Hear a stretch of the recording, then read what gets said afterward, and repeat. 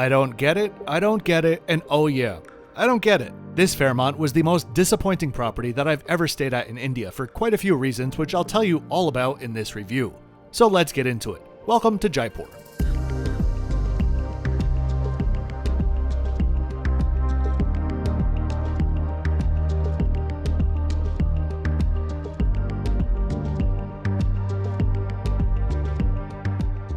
If you'd like to know the exact rate that I paid for my stay, or my next 5 videos in queue, please check out the description below. And if you're new here, hi there and welcome to the channel. My name is Kevin. The internet needs more honest content, plain and simple, and that's why I'm here. I make airline trip reports, high-end hotel reviews, and cruise ship tours as well. I self-fund all of my videos, and I don't alert any company that I'm coming, because I want to have as normal of an experience as possible. That means that in this video, I'm going to give you nothing more than my own personal, honest, and unbiased opinion about my own experience. I'm on my way to the Fairmont now from the Leela Jaipur, which is literally just a stone's throw away down the Delhi-Jaipur highway. I'll start this video out with some true honesty, because at the end of the day, I'm not someone who wants my viewers to finish a video and think, well, there's 18 minutes I'm never getting back. So if you're actually considering a stay here, stick around. If you're coming for an event or a wedding, you'll be fine, don't worry. If you're not considering it, might I suggest some cat videos, or perhaps my Leela Bengaluru video linked above and below just for old time's sake. To be clear, nothing offensively bad happened. It's not the worst hotel on earth. I wasn't cursed at, or slapped, or poisoned. I was simply disappointed and annoyed, and now I'm gonna be quite salty about it. How's that for an opener? Welcome to Fairmont.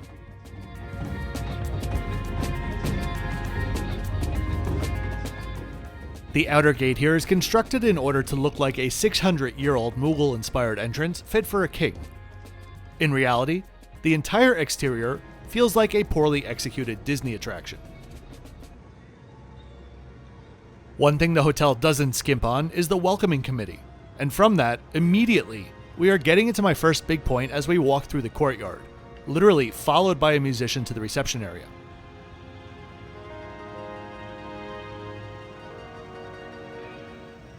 It is all smoke and mirrors. All of it.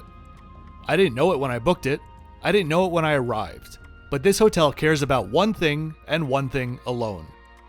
Weddings and events and conferences. Okay, I guess that's 3 things, but you get the point. This has resulted in what was once one of the best hotels in Jaipur, turning into a fairly well-maintained puppet show.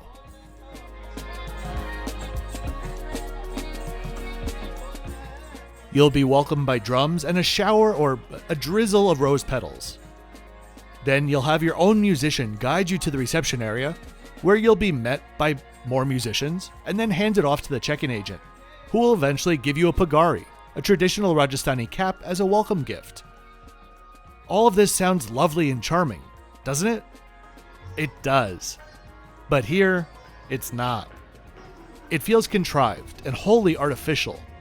It feels like a production. It's the same vibe that I had at the ITC Grand Chola, but with the volume turned way up to maximum.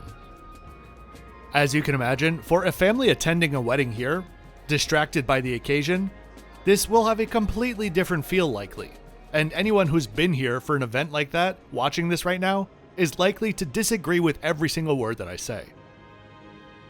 The interiors, well, the part of the interiors that were open, were generally beautiful.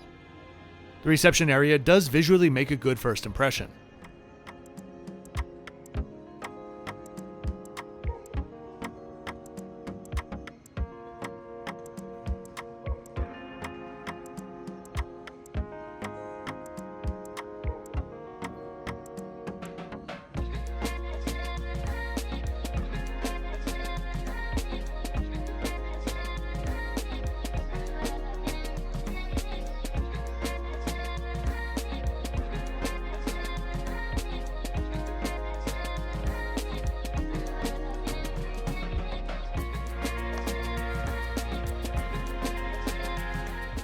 From the reception area, we're led straight into the Anjum Lobby Bar, which was always buzzing, especially during the evenings. Of all the hotels that I stayed at on this trip, this was certainly one of the ones with the highest occupancy as I was here, as wait for it, a big old wedding was taking place the next day. The hotel, designed by Clive Gray and originally opened in 2012, has 245 rooms. As we look around the Anjum Bar, let me get into my second big point and the root of many of my disappointments. The fact that so many things were just closed or altered or smaller. When I booked this stay, in my confirmation email, it stated truly a list of dates that various facilities were closed. You can see it here. This hotel was, at the time, quite well known for its specialty restaurant, Zarin, which I was excited to try. In the email when booking, it said, quote, "We would like to inform you that our Zarin restaurant is under renovation until 15th October 2022, unquote. My stay was in 2023, and it looked like quite a bit of this was older COVID-related stuff that they hadn't updated, so it's no problem.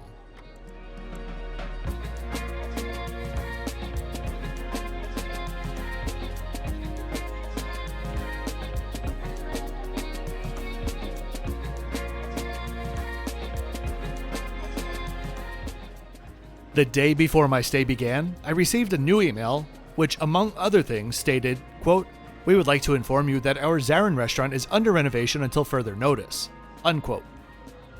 I wasn't happy about it. It's a pet peeve of mine to receive a notification of something being closed after the deadline for cancellation has already passed.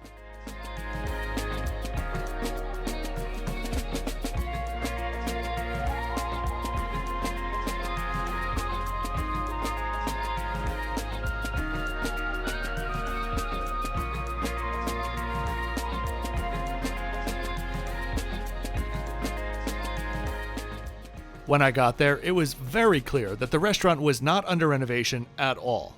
Rather, it was being used by the wedding party to assemble favors. Convenient that the restaurant is completely surrounded by windows.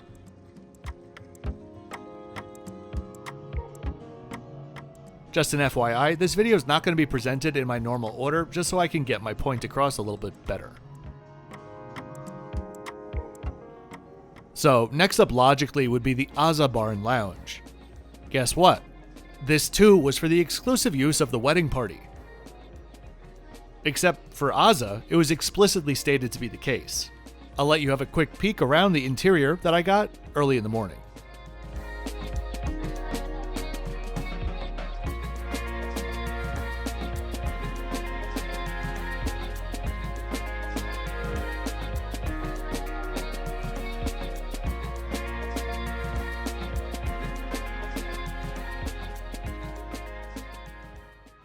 Okay, so let's try out the rooftop venue, Ozma, shall we?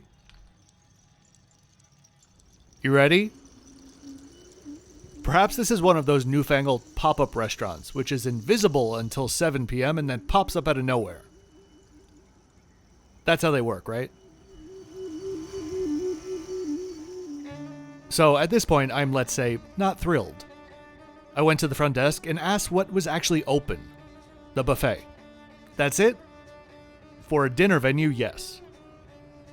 I pointed out the fact that Zarin was supposed to be reopened in October of 2022, and that Aza and Assam were meant to be open, and I just got the blankest of blank stares in response.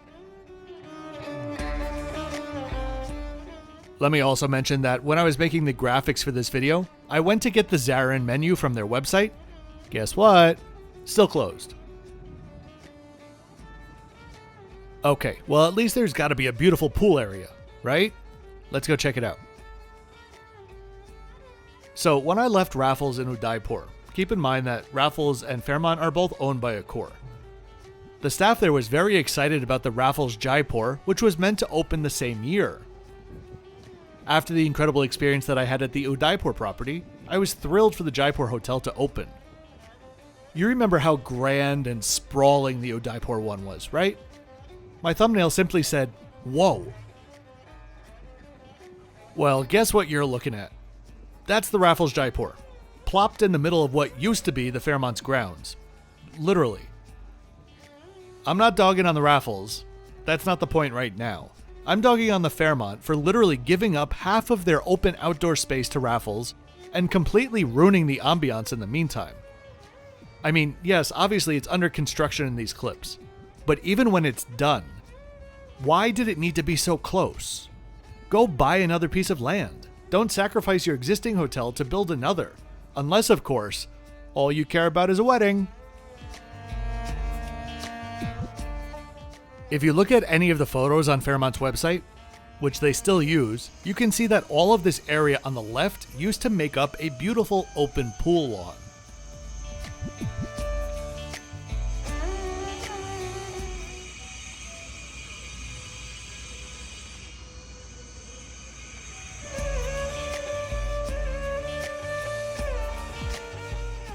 To give you a better idea, let's actually take a look at the location. Similar to the Leela Palace Jaipur, the Fairmont is located to the north of Jaipur, within easy driving distance to the Amber Fort. Just under an hour will get you to the airport as well. Here's the key point that you should see though. First, let's travel back in time a bit and look at the property in 2015, a couple of years after it opened. This is the Fairmont Hotel and Grounds, and this is the big giant wedding venue. Now, fast forward to present day. The wedding venue is still there and still massive, but over here, all of this land has been given to Raffles. The Fairmont is left with this in the middle. This review is surely not about Raffles Jaipur, but if you were expecting the same experience at this Raffles as you saw that I experienced in Udaipur, it seems like you have some disappointment in store.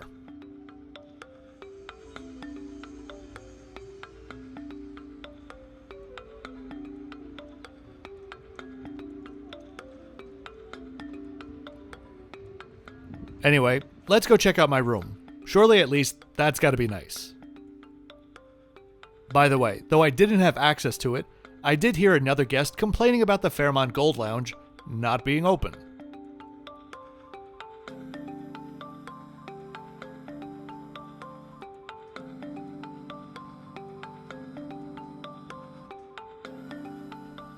The room was in fact the highlight of the hotel, and leaned heavily into the Mughal architecture.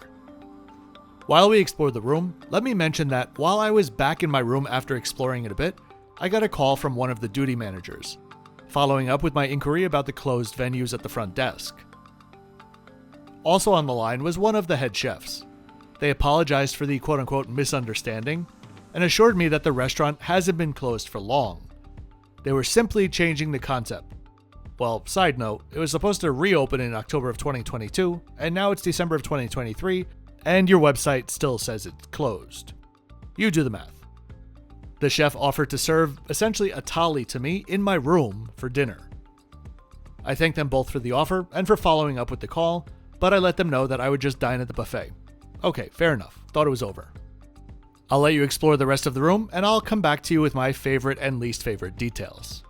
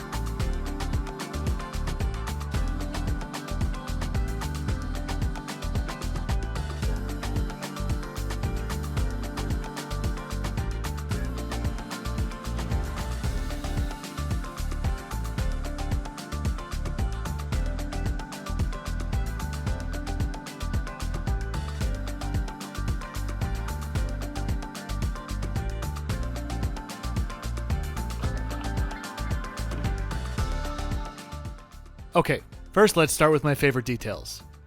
First up, when I got to the room, there was no coffee machine. When I called to ask for one, I was told that they'd bring it up right away, and 5 minutes later, it was in my room with extra water and a full selection of pods. If you don't want to buy 245 espresso machines, that's fine, but this is how it should be done then. Second is a weird one, the dark and oddly laid out bathroom. I really appreciate seeing designs in hotels that are just different, and this certainly is. It's not my personal taste, but I can still appreciate it for what it is. Lastly, housekeeping was on point.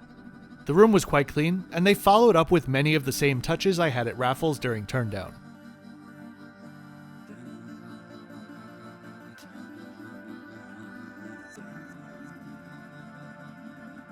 As for my 3 least favorite details, first up, while it was thoughtful of them to put an ice bucket in my room at turndown, unprompted,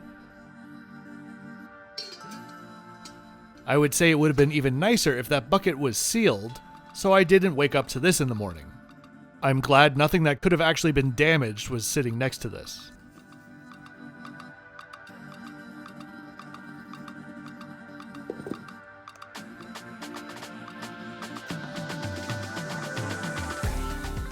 Secondly, this nook.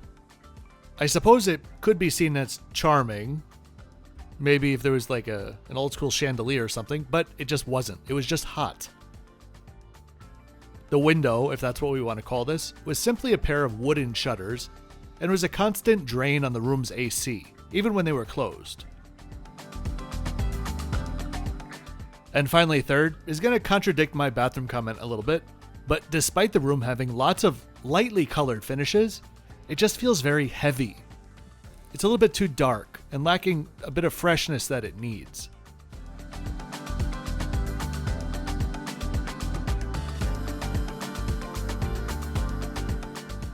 Okay, let's head downstairs and check out the Fairmont's version of the cultural show. It was underwhelming.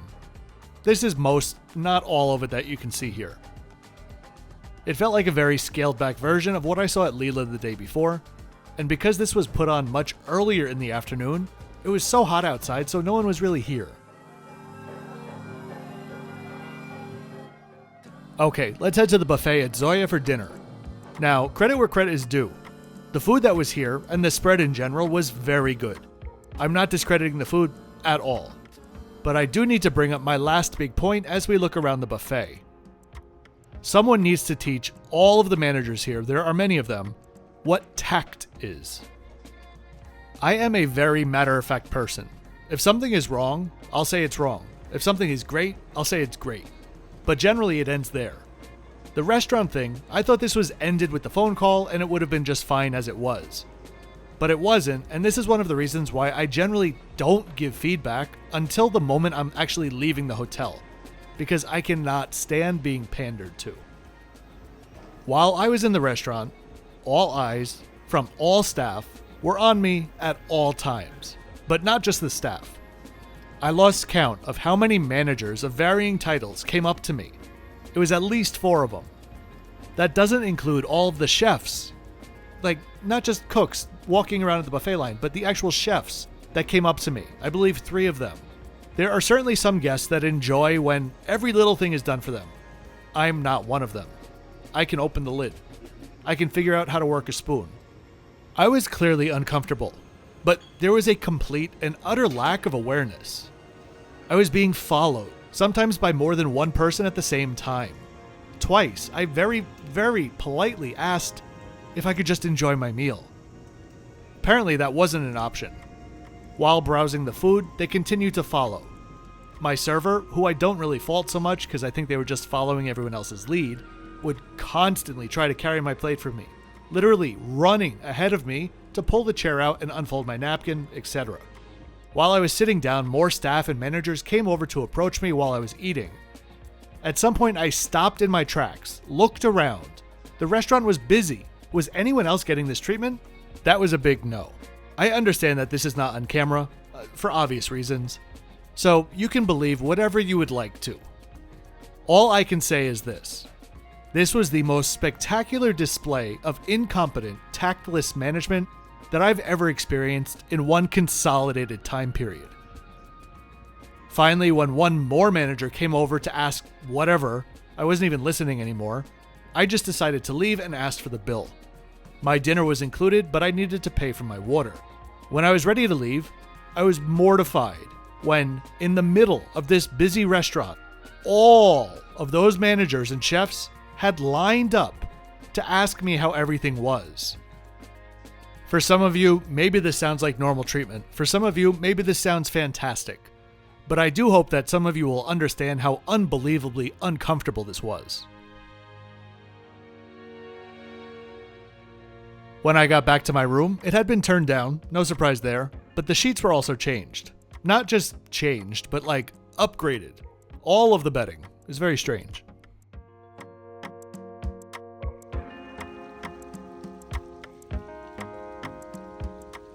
The next morning, back to Zoya for breakfast. As I was walking towards the entrance, I saw one of the hostesses say something to the other, who then scurried into the kitchen, and what do you know? Another chef came out. I ordered an omelet, then I filmed this. I sat down and ate the omelet, I think faster than I ever have before, chugged my coffee, and got up to leave just to preserve a bit of sanity for the remainder of the day. Luckily, as I walked out, there was only one manager. As we take a look around the fitness center, let's wrap up this Rajasthani tragedy. This is not a real hotel. This is a giant wedding venue, which happens to have 245 rooms attached to it, with a stellar housekeeping staff. Some restaurants as props only, and a gaggle of out-of-touch managers who have never considered that at some point, enough is enough. The icing on the cake was when I checked out. This is one that I will not forget. The agent said, quote, "Mr. Kevin, I expect that you enjoyed your stay with us." I said, "Not really." And he replied, "Wonderful. Are you sure that you didn't want to add your Accor number to your booking?"